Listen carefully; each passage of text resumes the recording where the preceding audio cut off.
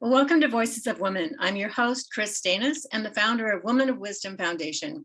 And we've been around since 1993, so we are celebrating our 30th annual conference. It's coming up March 24th through the 27th, and it's going to be online. Still, again, we're in this situation, and last year we did it online very successfully. It still was a very intimate, experiential, wonderful experience. So we hope you'll join us. Just go to womenofwisdom.org to read all the details. And yeah, we have lots of experiential workshops to choose from and panel discussions, and a couple keynote speakers are Cynthia James and Rand Eisler. And you can, go to womenofwisdom.org to read all about it. So today I have Dr. Heather Taylor Zimmerman with me. She is a visionary artist whose imagery embodies the sacred feminine as a healing image for ourselves and the world. She has a doctoral degree in feminine soul-based art therapy, rooted in the intuition and embodied ways of knowing. She lives amongst the tall cedars and deep waters of the Pacific Northwest, where she has started an earth-centered retreat space. Heather is a nature mystic and creative eco-activist whose path reconnects human nature to the natural world. Her art can be found in magazines, prints, and books around the world. And her website, where you can see all this, is soulofcreativity.com. She's going to do a workshop for us. It's called Painting Mandalas as a Path of Healing Wholeness. So welcome, Heather. Lovely to be with you, Kris. Thank you. Yeah, and this is not your first time at Women of Wisdom. You have presented many times and also shared your art in our vendor. And you're going to do that this year in our exhibitor. We're adding an exhibitor area in our online version, and you're going to be showing your art there. So that's great. Mm-hmm. So it's wonderful to, we just love your work and have this focus on mandalas. So tell us what are mandalas and about their archetypal form. Okay.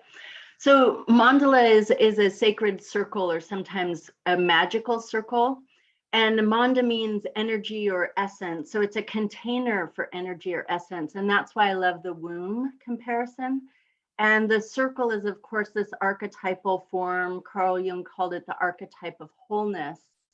It is, of course, like the round table. It has no corner, no head of the table. It has a sense of totality and equality. But also of the archetype of the self, which is, again, that kind of totality. And I love it because, of course, for me, it's a bridging of the connection of above and below, within and without, in the sense that it's the earth, and it could be the structure of a cell. It has this fractal nature and this ability within the center of a circle. You find the center of yourself. And so that's why I think it's an archetypal or universal form, is that it just looking at a mandala helps to center you within yourself. And so I think ultimately the path of a mandala leads to the self, both out there, but also maybe more importantly, inside of us. Yeah, I like that you mentioned the womb. And that's really a power center for women. And you really focus on the sacred feminine. Your work and your studies on the sacred feminine and feminine soul-based art therapy. So tell us how that connects with the mandala and healing. Yeah, so it brings to mind a class that I'm just creating online that's called the Creatrix. It's really reclaiming the feminine creative power. And, you get this because it's your life's work, Kris, but a lot of people don't realize how much the feminine has been lost. And I mean this within women, but also culturally, societally. I have 3 sons. To all people, what does that mean, this feminine creativity? And to me, it is about that womb, and it's an interior space. We all know when we create circles, and that's such a female shape in terms of the cosmic egg, but also we create circles, right? We work in circles. Your gathering Women of Wisdom is a circle. And so that is a protective space. And when you go to Women of Wisdom, whether it's online or in, when it used to be at the college or different locations, it had this sense of feeling like a mandala, like a sacred womb-like space that you went into. And if you think of an egg, which is a kind of womb image, it has all of that prima material, all of the matter that is what the creation will evolve from, and all of the nutrients that it needs. It protects, that infant form in its gestation, and it allows you to incubate in a really gentle, if you think of the amniotic sac, this fluid form before you emerge into the world with its challenges and hardships. So the womb is protected. And I think right now we need some of that protected space to incubate and to regroup and recenter. Oh, that's so true. So tell us a little more about how it helps us heal and self-reflect. You mentioned that, somewhat. It's it seems like kind of it brings us into an internal journey when, and Mandala also reminds me of spirals, which is also very feminine, of going and walking a labyrinth is walking a circle in kind of a mandala shape too. Yeah, no, that's great. Marion Woodman, who is so wonderful in my field and just wonderful in the world in terms of reclaiming feminine power, talked a lot about that spiral and that spiraling in and spiraling out. And if you think of a circle and the center, the spiral, connects in both directions. And that's part of what we're doing.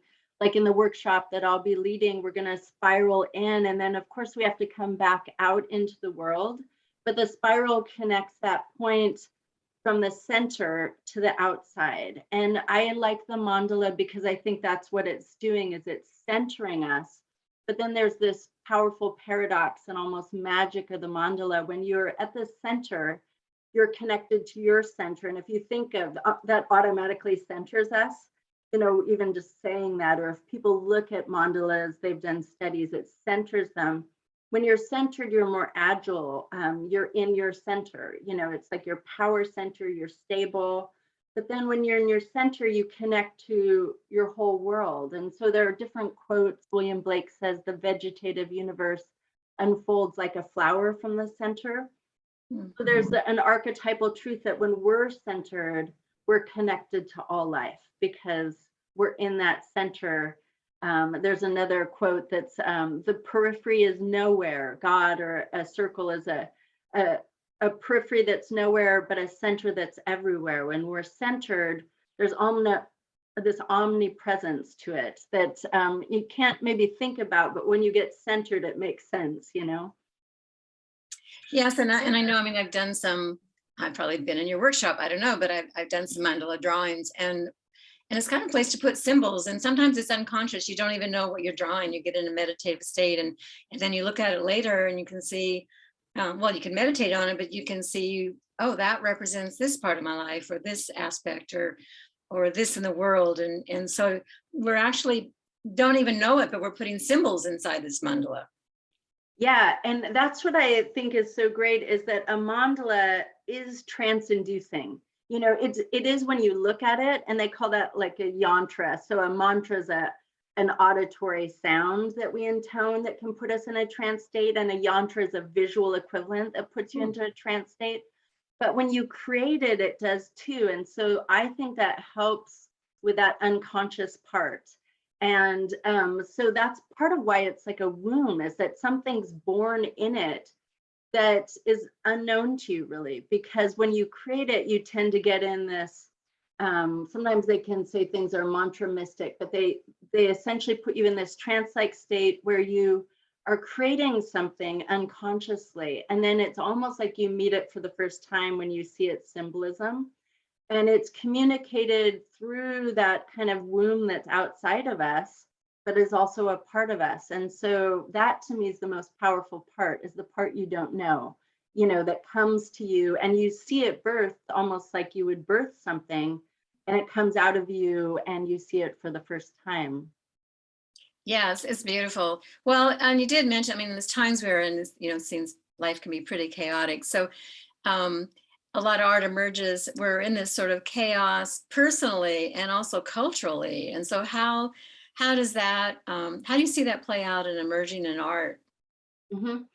Well, okay, a couple of examples, but to begin with, one of the ways they found out that archetypally mandalas were this healing form is that in times of chaos, like inner and outer turmoil and chaos, the mandala was an ordered form that would emerge. So it's almost like the more disordered and chaotic we are, the more mandalas would show up.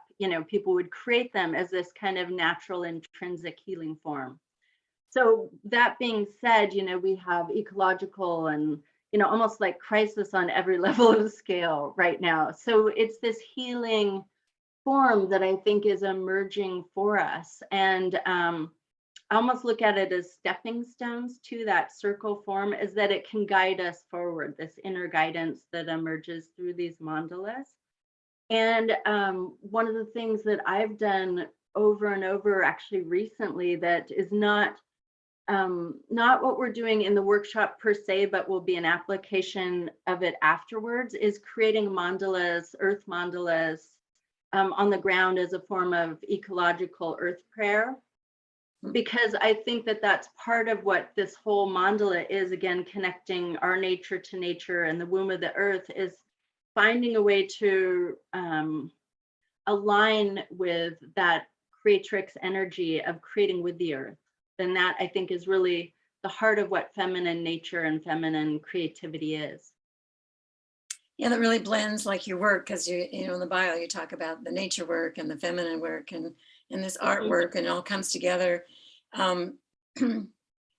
Yeah, I think I know people who sort of do this as a daily practice, that you can very quickly draw a mandala for to start your day as a meditative practice, and maybe that would sort of I can see that centering you and kind of maybe eliminating some of the chaos or the chaotic thoughts, like to eliminate that chaotic thought that you might be waking up from, whether it's the day before or dreams or whatever, to kind of start your day in a maybe a sense of calm or just excitement about, oh, look what's showing up today in my mandala.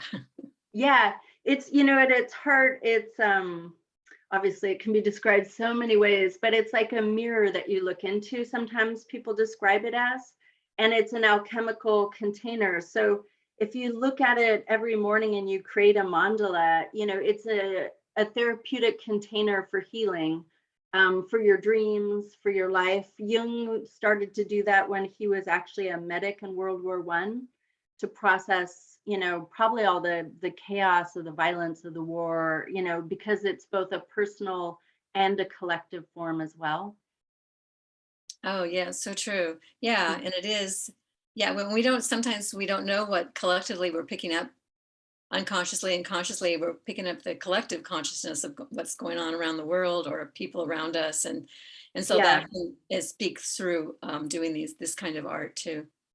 Yeah, it helps hold and support you. And I think the collective is so amplified right now that it's impossible not to connect with it. And then the beauty is that we can, therapy is essentially healing, healing. So we can help heal the greater collective. And we kind of are, whether we like it or not. So we might as well embrace that, I think.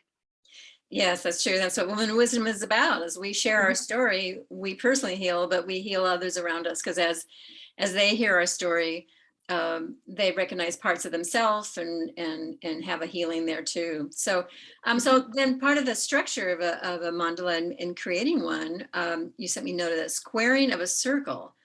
Tell us about that. Okay, and so it started out in geometry as the impossibility of squaring a circle. But what I like about it, and people like Jung, different people who looked at archetypes and archetypes as shapes as well, is the quaternity, the square was supposed to be a female form, and so is the circle. And so it's taking those two female forms, and Women of Wisdom, it's like the square and the circle. You move in the circle and you go, for example, to the 4 directions that are also the 4 times of day and the 4 seasons and the 4 elements of nature. And so it takes this circle, which is the earth and the womb and creativity itself, the whole, the self, and then it applies the square, which is that perfect also form of creativity, where it has all of the directions. So, if you think you start in the east, which archetypally is true, and the sunrise and the air, and it helps give a structure to the creativity, but also a lens to look at for healing, because essentially it's that coming full circle. If you go from birth to death, for example, or if you go from, you know, spring to winter. And so in the work that we'll do in the workshop, there'll be some things people can do afterwards, but we're creating elements that can be part of a mandala altar, but also to connect to our life. So as we begin this turning of the wheel, for example, of the seasons and the year, people can map, you know, their life on the circle. People can plan to create with the seasons of nature, for example, that are aligned to the circle, if that makes sense. So it's mapping these two female forms, like the two most female forms, I think, together, and then it creates, to me, even more of a whole. It's like the circle that is the earth within the expression of the seasons of creation. I'm curious, you're saying the square is a female form, because to me it seems so linear that it would be a masculine form, because it's, you know, it's linear. So that's interesting. Yeah, so then two of the different ways that you can do it, if you can imagine, you know, the circle with the square inside of it is a basic form in terms of like a gem, like a crystal. For example, like if you draw it, it looks like a diamond, for example. I don't know. So if you have this and then you have the square inside of it. And so what it does to me is it just creates those two, or if you create the circle and you have the square outside of it and you do the diagonals, for example, like this, that's the basic mandala form. And then you have the four colors and directions and elements. So it is linear. I get what you're saying, but it gives the context for that creative movement of nature. And so I guess that's the alignment that I like between those two. Well, it's fascinating. And so talk about any other aspects of creativity and creation that get broken up into this four and applying in the process of creating a mandala. Yeah. So as I said, I really have started creating more mandalas outside over the last 2-3 years than I ever have before. And what I like about that, whether you do it inside or outside, or you do it on a paper or on the earth, I like turning to the directions, you know, and so the directions can be, you know, the east and the air and the symbolism of the risen sun. And you can even look at etymology, like to aspire is to breathe in, you know, and so obviously that has that air quality, the feather, and you can imagine or see what comes to you as a bird or different things. And so turning to each of the directions to open the circle is like an activation of the mandala. And of course, we are a mandala, right? Our eyes are circles. And I like to see a circle around us where you could say our heart and our womb, that alignment down the center is that central axis of the mandala of our life. So it's like a compass in our life. So it helps to orient to creation itself, I think, when you orient the directions and the elements. And the piece I'll bring in that I do really like is if you look at in rites of passage and the circle, if you look at the 4 different quadrants and you think of birth in the east and childhood in the south and coming to adulthood in the west and adulthood to old age going again to the east, so death and rebirth, then you can go visit those quadrants for healing. So for example, I have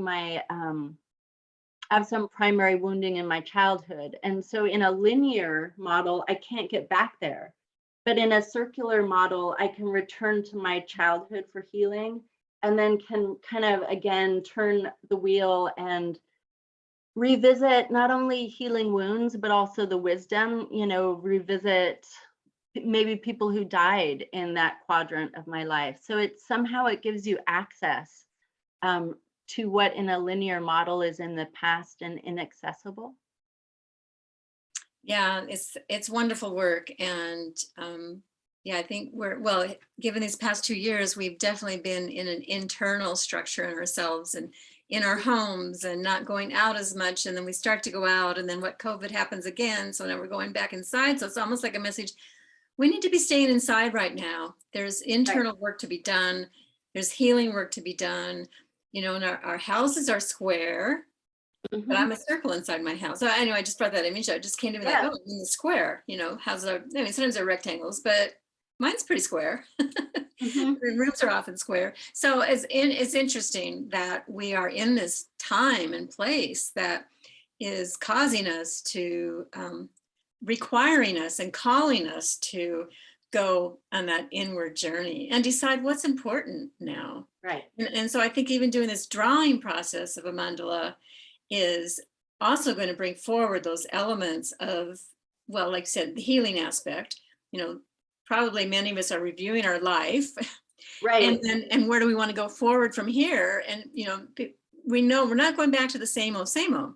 So what is it? What are we going to create? And doing a mandala is a wonderful way to maybe explore. I'm thinking I need to do this now because I'm sort of like, what is my next thing? You know, and I'm just staying in this unknown space. I'm not trying to figure it out.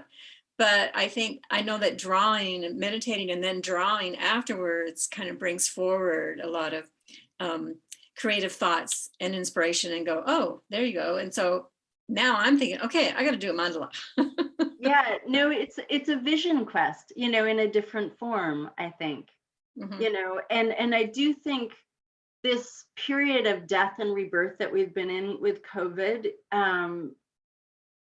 we really need to mine it for the gold of the transformation that it offers. You know, as you know, probably one of the last times you saw me, I didn't have hair because I went through chemo in the COVID process. You know, so this dance with death and this revisiting death and having it bring you back to life. You know, I think it's one of those paradoxes. The closer you get to death, the closer you get to life. And so I think there are a lot of gifts in this COVID experience, but that we really need to mine the experience, meaning we need to go into the womb and into the darkness and sit with it long enough to receive the gift of it, to really go out empowered and whole. And so that's what I think this mandala workshop and mandalas in general offer us, is a, you know, a way to do that. Yes, and it's so easy to want to avoid the pain and avoid those feelings, but when you do dive into them, then like you said, you find the gifts of there are gifts there, and it's scary, but that's why, I mean, a woman of wisdom, why you have support, why you have, you know, even though we're not getting together, have Zoom calls, talk to people, you know, to be with other people however we can. And we make it very intimate, even in Zoom on our, you know, every workshop has breakout rooms where you maybe just be with 4 people sharing whatever the workshop person is bringing out. And I'm sure you're going to be doing that too, because as people draw, they're going to want to talk about it. And so to do that in small groups where it's safe and to get that support, to feel heard. I mean, that's one of the things that women, you know, to be witnessed. And so you are offering a wonderful workshop in that, you know, people are going to witness what mandala you drew, you know, what came out of your mandala, and people will see things that you don't see.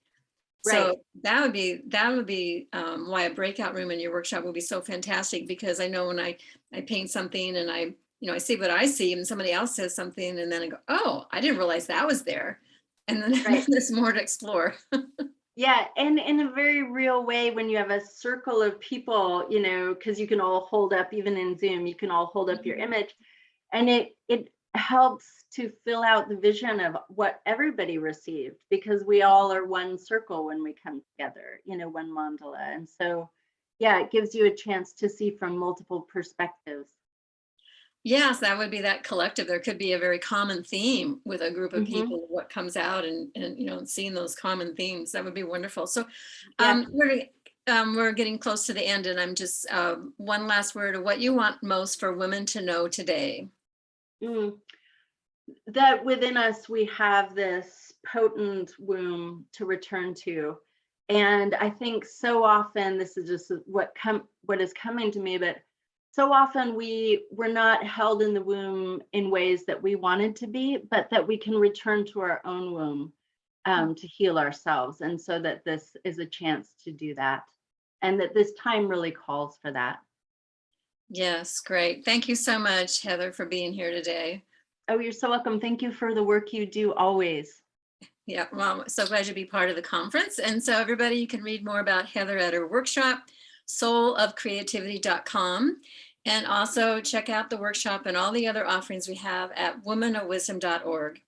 So thanks for being listening today. And I'll be interviewing a lot more presenters during the next 2 months before conference, March 24th through the 27th.